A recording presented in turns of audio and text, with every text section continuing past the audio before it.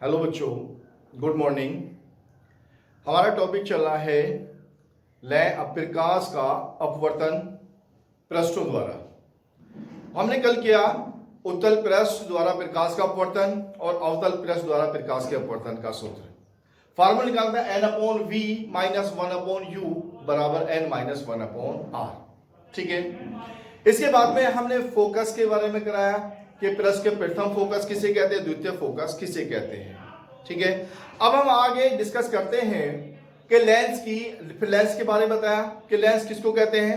कि लेंस ऐसा एक समान पारदर्शी माध्यम होता है जो किन्हीं दो पृष्ठों से घिरा हो। उनमें दोनों पृष्ठ वक्र भी हो सकते हैं और एक समतल और एक वक्र हो सकता है। ठीक है, या दोनों पृष्ठ वक्र हो सकते हैं। ठीक है, अब फिर उसके बाद में हम लेंस संबंधी कुछ परिभाषाएं डिस्कस करेंगे। सबसे पहले हम करते हैं लेंस की अपसारी और अभिसारी क्रिया।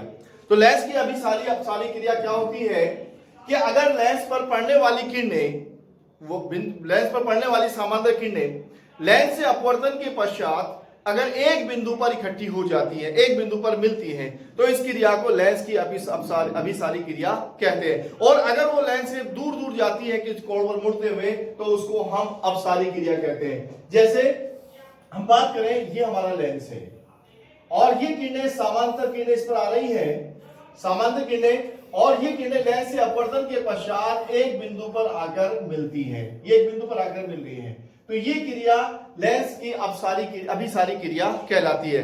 कन्वर्जिंग लेंस कहलाता है, converging effect of a lens कहलाता है। ठीक है, एक बिंदु पर मिल रही है। दूसरा, ये हमारा उत्तल लेंस है, ये किरणें समांतर आ रही हैं, समांतर आने वाली किरणें विभिन्न कोणों पर मुड़कर विभिन्न दिशाओं में फैल जाती हैं।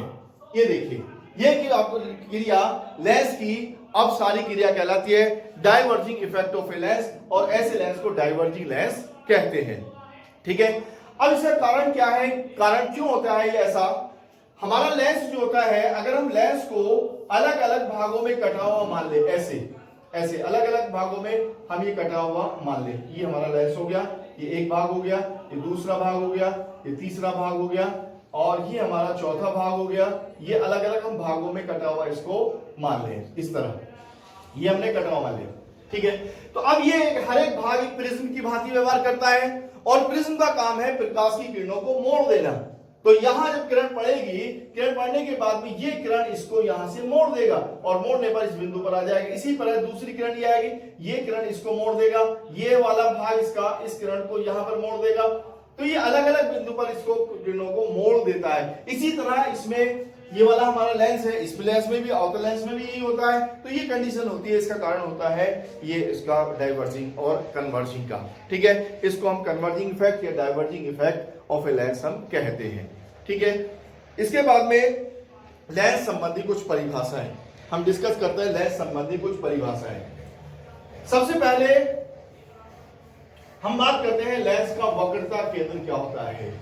हमारे लेंस में दो पृष्ठ होते हैं, दो पृष्ठ होते हैं, यानी कि जैसे हमारा ये वाला पृष्ठ, ये हमारा उत्तल लेंस है, या ये हमारा अवतल लेंस है। ठीक है, तो उत्तल लेंस में ये वाला पृष्ठ जो है, पहला वाला हमारा पृष्ठ, इसका केंद्र कहीं इधर होगा, ये दूसरा पृष्ठ है, इसका केंद्र कहीं होगा। तो इसका ये वक्रता केंद्र ये होगा C1, और इसका वक्रता केंद्र होगा C2। इसका ध्रुव ये हमारा P1 है, इसका ध्रुव ये हमारा P2 है।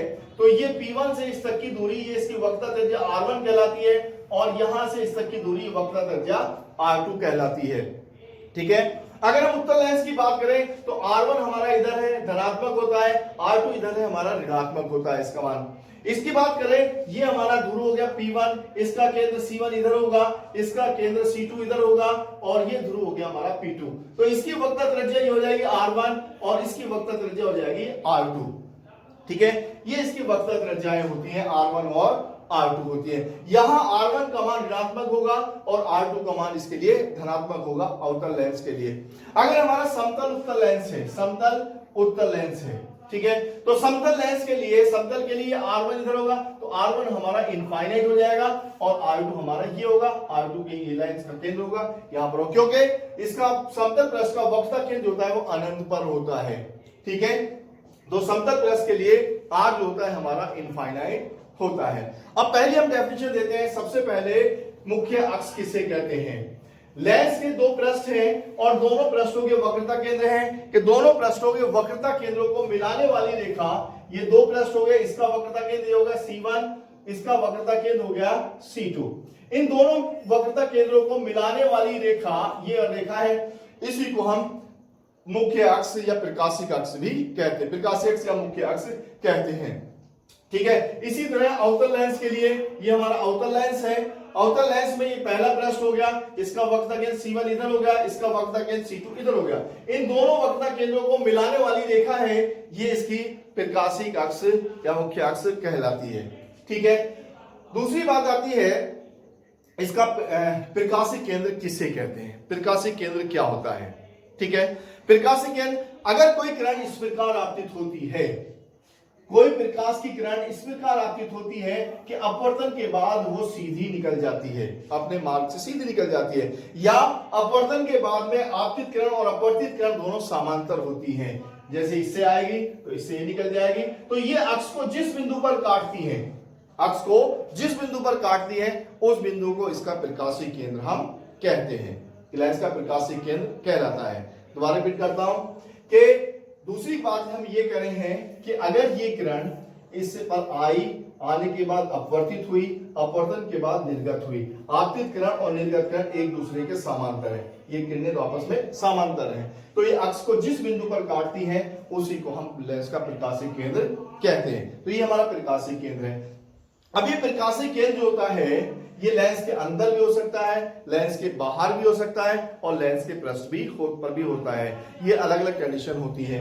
अगर हमारे दोनों पृष्ठों की वक्रता त्रिज्याएं समान है, दोनों पृष्ठों की, पहले की और दूसरे की वक्रता त्रिज्याएं दोनों हमारी समान है, यानी कि R1 बराबर R2, R1 बराबर R2, तो हमारा प्रकाशिक केंद्र जो होता है वो लेंस के बिल्कुल मध्य में होगा, बिल्कुल बीचों बीच होगा, यानी कि इस पृष्ठ से दूरी और इस पृष्ठ से दूरी हमारी दोनों बराबर होंगी। अगर ये हमारा C है, ये P1 है और ये हमारा P2 ध्रुव है, तो CP1 बराबर CP2 के बराबर होता है, यानी कि मध्य बिंदु होता है। कब? जब दोनों पृष्ठों की वक्रता त्रिज्याएं समान होती है, वरना जो से पृष्ठ की वक्रता त्रिज्या अधिक होगी उसका उधर की होगा। ठीक है, दूसरी बात, अगर हमारा समतल उत्तल पृष्ठ है, समतल उत्तल है या समतल अवतल पृष्ठ है, तो इन पृष्ठों के लिए वक्रता केंद्र जो होता है वो लेंस के पृष्ठ पर होता है।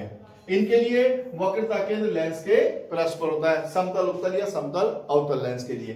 तीसरा, अगर हमारा अवतल उत्तल या उत्तल अवतल लेंस है, उत्तल अवतल या अवतलो उत्तल लेंस है, तो इसके लिए जो होगा हमारा वक्रता केंद्र वो पृष्ठ के बाहर होता है, वक्रता केंद्र पृष्ठ के बाहर होता है, अर्थात प्रकाशिक केंद्र उसके बाहर होता है। तो प्रकाशिक केंद्र की तीनों कंडीशन है कि प्रकाशिक केंद्र लेंस के अंदर भी हो सकता है, उत्तल और अवतल की स्थिति में पृष्ठ पर होगा, समतल उत्तल समतल अवतल की स्थिति में, और लेंस के बाहर होगा कब? जब वो हमारा उत्तल अवतल या अवतलो उत्तल लेंस है।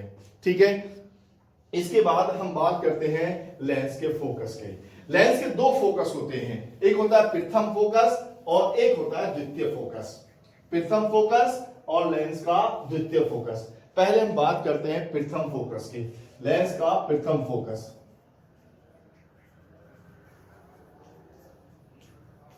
लेंस का प्रथम focus, first focus of a lens. Lens का प्रथम फोकस किसे कहते हैं? देखिए, मुख्य अक्ष पर स्थित वह बिंदु, देखिए पहले मैं उत्तल लेंस की बात करूंगा, फिर मैं अवतल लेंस के लिए बात करूंगा। ठीक है, लेंस की अक्ष पर स्थित वह बिंदु जिससे चलने वाली प्रकाश की किरणें लेंस से अपवर्तन के पश्चात मुख्य अक्ष के समांतर हो जाती हैं। लेंस से अपवर्तन हुआ और अपवर्तन के पश्चात मुख्य अक्ष के समांतर हो जाती है। ठीक है, तो उत्तल लेंस में यह बिंदु हमारा प्रथम फोकस कहलाता है, और इसको मैं F1 लिख दूं, और यहां से प्रकाशिक केंद्र C हो गया, प्रकाशिक केंद्र से इस तक की दूरी को प्रथम मुख्य फोकस दूरी कहते हैं। तो ये इसकी प्रथम मुख्य फोकस दूरी हो जाती है, और ये प्रथम मुख्य फोकस उत्तल लेंस में। अब अगर हमारा अवतल लेंस है, अवतल लेंस है, तो अवतल लेंस में वह बिंदु जिसकी ओर आती हुई प्रतीत होने वाली किरणें, ये किरण आई, आने के बाद इस बिंदु के बाद प्रतीत होगी, ये समांतर हो जाती है। दूसरी किरण ये आई, आती हुई प्रतीत हुई, ये समांतर हो जाती है। तीसरी किरण ये यहां से ये आई, यहां से समांतर हो जाती है। चौथी किरण ये आई, ये समांतर हो जाती है। ठीक है, तो आप देख रहे हैं कि यहां पर ये इसका F1 हो गया और यहां से प्रकाशीय केंद्र C इससे तक की दूरी ये F1 प्रथम फोकस दूरी हो गई। ठीक है, तो यहां से अब दोनों डेफिनेशन एक साथ हम मिलाकर कहेंगे कि लेंस के मुख्य अक्ष पर स्थित वह बिंदु जिससे चलने वाली अथवा जिसकी ओर आती हुई प्रतीत होने वाली किरणें, इस पर ये आती हुई प्रतीत होगी, अपवर्तन के पश्चात मुख्य अक्ष के समांतर हो जाती है। अपवर्तन के पश्चात मुख्य अक्ष के समांतर हो जाती है, इस बिंदु को प्रथम मुख्य फोकस कहते हैं तथा प्रकाशीय केंद्र से प्रथम फोकस तक की दूरी को प्रथम मुख्य फोकस दूरी कहते हैं। तो ये तो हमारा प्रथम मुख्य फोकस लेंस का। अब हम बात करते हैं लेंस का द्वितीय फोकस। द्वितीय फोकस किसे कहते हैं? द्वितीय फोकस, अगर हम उत्तल लेंस की बात करें, प्रथम फोकस इसमें ऋणात्मक होगा और द्वितीय फोकस इसमें धनात्मक होता है। अब हम बात करते हैं द्वितीय फोकस किसे कहते हैं? समांतर चलने वाली किरणें लेंस से अपवर्तन के पश्चात। अब देखिए यहां पर पहले मैं उसी प्रकार उत्तल लेंस लूंगा। उत्तल लेंस हुआ ये हमारा, ये किरण चली समांतर, ये समांतर किरण आ रही है। समांतर आने वाली किरणें अपवर्तन के पश्चात इस बिंदु से होकर जाती है इसमें। ठीक है, यहां ये बिंदु हमारा द्वितीय फोकस कहलाता है। इसको क्या कहते हैं? द्वितीय फोकस। ये प्रकाशीय केंद्र हो गया C और प्रकाशीय केंद्र से द्वितीय फोकस तक की दूरी को द्वितीय फोकस दूरी कहते हैं। अवतल लेंस की बात करें, ये हमारा अवतल लेंस हो गया। यहां से समांतर किरणें आ रही है, ये समांतर किरणें आ रही है। समांतर आने वाली किरणें अपवर्तन के पश्चात जिस बिंदु से आती हुई प्रतीत होती है, जिस बिंदु से आती हुई प्रतीत होती, अब देखिए ये इस बिंदु से आती हुई प्रतीत हो रही है। समांतर चलने वाली किरणें अपवर्तन के पश्चात जिस बिंदु से आती हुई प्रतीत होती है, उस बिंदु को हम द्वितीय फोकस कहते हैं अवतल लेंस के लिए। अवतल लेंस का ये हो गया हमारा F2, ये प्रकाशीय केंद्र C हो गया। यहां से यहां तक की दूरी को द्वितीय फोकस दूरी कहते हैं। ठीक है, और यहां अब दोनों डेफिनेशन को हम एक जगह मिलाते हैं कि मुख्य अक्ष के समांतर चलने वाली किरणें लेंस से अपवर्तन के पश्चात जिस बिंदु से होकर जाती है अथवा जिससे आती हुई प्रतीत होती है। हम इधर देखें तो इस बिंदु से आती हुई प्रतीत हो रही है, इधर देखें इस बिंदु से होकर जा रही है। इस बिंदु को हम क्या कहते हैं? द्वितीय फोकस कहते हैं। और प्रकाशीय केंद्र से द्वितीय फोकस दूरी को द्वितीय फोकस दूरी कहते हैं, द्वितीय मुख्य फोकस दूरी कहते हैं। तो ये हमारा था लेंस का द्वितीय फोकस। ठीक है, मैं समझता हूं आपकी समझ में आ गई दोनों। उसके बाद में अब जो हम लेंस के लिए लेते हैं, कौन सी फोकस दूरी हम लेते हैं? हम लेंस के लिए द्वितीय फोकस दूरी को लेकर कंसीडर करते हैं, क्योंकि हर एक वस्तु यहां रखी जाती है, बाईं ओर रखी जाती है और इधर से ही किरणें चलती हैं। जब इधर से किरणें चलती हैं तो हमारा फोकस जो है कंसीडर द्वितीय फोकस होता है। तो उत्तल लेंस के लिए हम फोकस बात करें तो उत्तल लेंस के लिए हमारा फोकस जो होता है वो धनात्मक होता है और अवतल लेंस के लिए फोकस जो लेते हैं हम वो ऋणात्मक करते हैं, क्योंकि हम क्वेश्चंस में द्वितीय फोकस को ही हम जनरली फोकस लेते हैं। ठीक है, अब हम बात करेंगे लेंस का फार्मूला। लेंस का हम फार्मूला निकालेंगे एक पतले लेंस के लिए। फार्मूला सूत्र हम कैसे ज्ञात करेंगे पतले लेंस के लिए? अब आप देखिए, पहले बताऊंगा कैसे हम उसको रचना करते हैं, कैसे हम उसको बनाते हैं। माना एक हमारा उत्तल लेंस है, ये हमारा उत्तल लेंस हो गया। ये उत्तल लेंस, ये इसकी मोटाई T है, माना T मोटाई का एक उत्तल लेंस L है। ठीक है, ऐसे ही लिखेंगे आप। एक उत्तल लेंस है जिसकी मोटाई T है, इसके ध्रुव पहला P1 और इसका ध्रुव ये हो गया P2 और ये इसका प्रकाशीय केंद्र हो गया C। ठीक है, एक लेंस लिखेंगे L जिसकी पतला लेंस जिसकी मोटाई T है, जिसके ध्रुव P1 और P2 है। ये P1 हो गया और ये P2 हो गया। इनकी वक्रता त्रिज्या पहले पृष्ठ की R1 और दूसरे पृष्ठ की वक्रता त्रिज्या हमारी R2 है।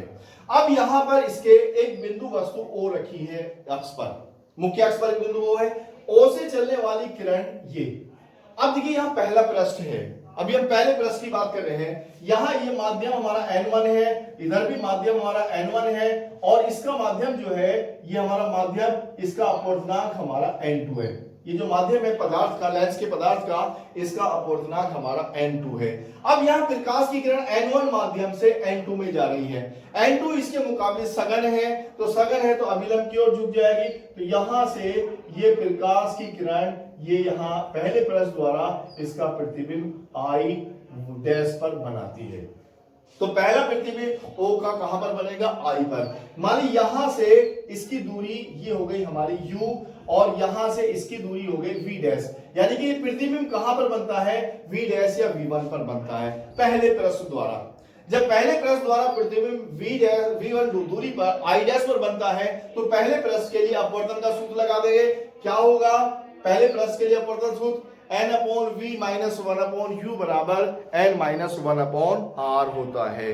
तो यहां हम फॉर्मूला लगाएंगे पहले पृष्ठ के लिए n2 अपॉन v, पहले पृष्ठ के लिए n2 upon v1 minus n1 upon u बराबर n2 minus n1 upon r1। ये हो गया हमारा पहले पृष्ठ के लिए इसका फॉर्मूला। ओके, अब आता है यहां से, अब चूंकि दूसरा पृष्ठ है तो दूसरे पृष्ठ के कारण जब ये प्रकाश किरण यहां से आगे जाएगी तो इस माध्यम में सघन से विरल में जाने पर ये इसका प्रतिबिंब यहां I पर बनेगा। अब I डैश जो है इस पृष्ठ के लिए, क्योंकि O ने पहले पृष्ठ में इसका प्रतिबिंब I डैश पर बनाया, अब I डैश जो है दूसरा पृष्ठ इसका प्रतिबिंब I पर बनाता है। तो ये V1 जो है I डैश इसके लिए वस्तु का कार्य करेगा और ये कहां V दूरी पर इसका प्रतिबिंब बनता है। तो दूसरे पृष्ठ के लिए हमारा I डैश जो है वो वस्तु का कार्य करेगा, ठीक है। I डैश वस्तु, तो अब प्रतिबिंब I डैश का किस पर बनेगा? I डैश का प्रतिबिंब किस पर बनेगा? I पर बनता है। I डैश का प्रतिबिंब किस पर बनता है? I पर बनेगा। अब देखिए यहां से क्या होगा, अब हम फॉर्मूला लगाएं, क्योंकि अब प्रकाश की किरण n2 से n1 में जा रही है। दूरी हमारी यहां से लेंगे तो यहां से दूरी हमारी v1 थी तो ये हो जाएगी v1 माइनस टी, यानी कि u की जगह हो जाएगा v1 माइनस टी। और प्रकाश किरण n2 से n1 में जा रही है तो यह हो जाएगा n2 से n1 में जा रही है तो n1 upon v minus n2 upon v1 minus T बराबर n1 minus n2 upon r2, ठीक है। क्योंकि n1 से n2 से n1 में जा रही है तो n2 की जगह n1, n2 की जगह n2 हो जाता है, ठीक है। u की जगह हो जाएगा v dash v1 minus T और v की जगह v हो गया, ठीक है। अब आगे क्या होगा, क्योंकि t v1 की तुलना में नगण्य है तो इसका मतलब v जो है v1 रह जाएगा यहाँ, तो यहाँ हो जाएगा n1 upon v minus n2 upon v1 बराबर माइनस कॉमन ले दूंगा मैं n2 minus n1 upon r2। समीकरण नंबर हो गया 2, ठीक है। अब यहां से क्या करो, समीकरण 1 और 2 को जोड़ देते हैं, पहला वाला और ये दूसरा वाला 1 प्लस 2 से। जब इन दोनों समीकरणों को आप जोड़ेंगे तो यहां n2 अपॉन v प्लस का n2 अपॉन v माइनस का, ये दोनों कट गए तो यहां से बचा n1 अपॉन v माइनस का बचा n1 अपॉन u बराबर वहां से बचा n2 minus n1 upon r1 minus n2 minus n1 upon r2। इन दोनों में से ये कॉमन हो जाएगा n2 माइनस n1, तो हो जाएगा n1 upon v minus n1 upon u बराबर n2 minus n1 into 1 upon r1 minus 1 upon r2, ठीक है। 1 upon r1 minus 1 upon r2, clear. अब यहां हम n1 से भाग करते हैं, n1 से भाग करेंगे 1 upon v minus 1 upon u बराबर n2 upon n1 minus 1 upon r1 minus 1 upon r2, ठीक है। ये हमारा फॉर्मूला आ गया निकल के, ठीक है। अब यहां एक बात आती है, अगर वस्तु हमारी अनंत पर रखी हो, वस्तु का हो अनंत पर, तो प्रतिबिंब का बनता है फोकस पर बनता है। तो अगर u हमारा इंफिनिटी हो जाए, u हमारा इंफिनिटी हो तो v बराबर कितना हो जाएगा, f के बराबर। यहां रख देंगे मान इसमें, तो हो जाएगा 1 upon f minus 1 upon infinity बराबर ये n2 अपॉन n1 जब सापेक्ष हो जाएगा n2 अपॉन n1 बराबर ये n हो जाएगा, तो n minus one into 1 upon r1 minus 1 upon r2। तो ये हो जाएगा हमारा फार्मूला यहां से 1 upon f is equal to n minus 1 into 1 upon r1 minus 1 upon r2। ये हमारा फार्मूला निकल के आएगा 1 upon f is equal to n minus 1 into 1 upon r1 minus 1 upon r2। Okay, तो ये था हमारा पतले लेंस के लिए फोकस दूरी का अपवर्तनांक के लिए formula 1 upon F is equal to n minus 1 upon r1 minus 1 upon r2। f इसकी फोकस दूरी, n इसका अपवर्तनांक है, इसके बाहर माध्यम के सापेक्ष, उसके बाहर जो माध्यम है उसके सापेक्ष, और r1 पहले पृष्ठ की वक्रता त्रिज्या है और r2 दूसरे पृष्ठ की वक्रता त्रिज्या है। तो ये था हमारा आज का lecture. Okay, thank you very much.